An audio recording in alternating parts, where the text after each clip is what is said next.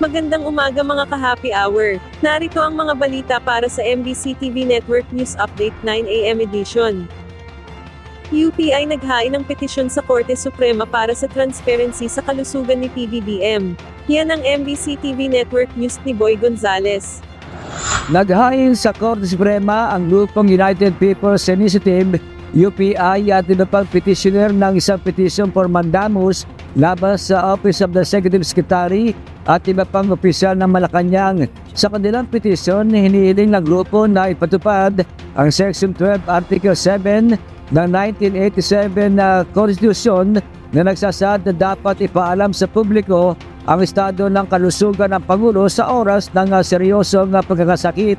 Iginit ng mga petitioner na may serious public concern umano kaugnay sa kalagayan ng Pangulo, kaya't nananawagan sila ng mas malinaw at regular na impormasyon mula sa pamahalaan hinggil sa kanyang pisikal at mental na kondisyon. Kasama rin sa kanilang hiling ang pag-uutos sa ilang opisyal na magbigay ng kumpletong ulat at impormasyon ukol sa kalagayan ng Pangulo.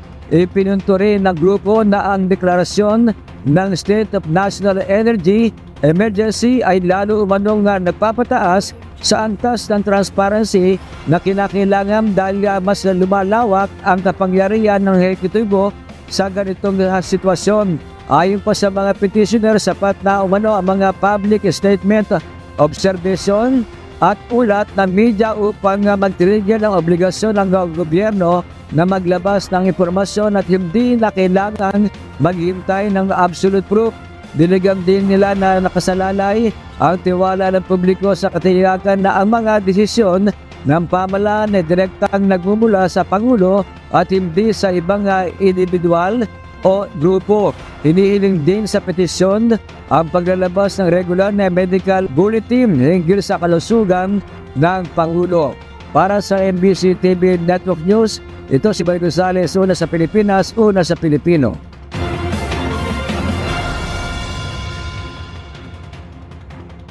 Samantala, BIR pinalawig ang deadline ng filing ng 2025 Annual ITR. Pinalawig ng Bureau of Internal Revenue ang deadline ng filing ng 2025 Annual Income Tax Returns mula ngayong araw hanggang May 15.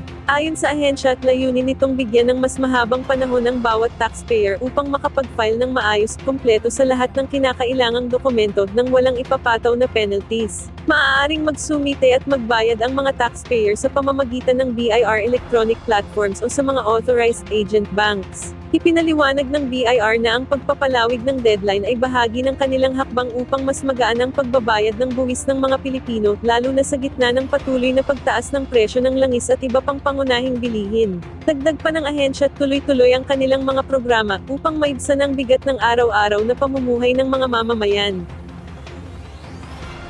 At yan ang mga balita para sa MBC TV Network News Update 9 AM edition. Abangan ang mga susunod na balitaan mamaya para sa 10 AM edition.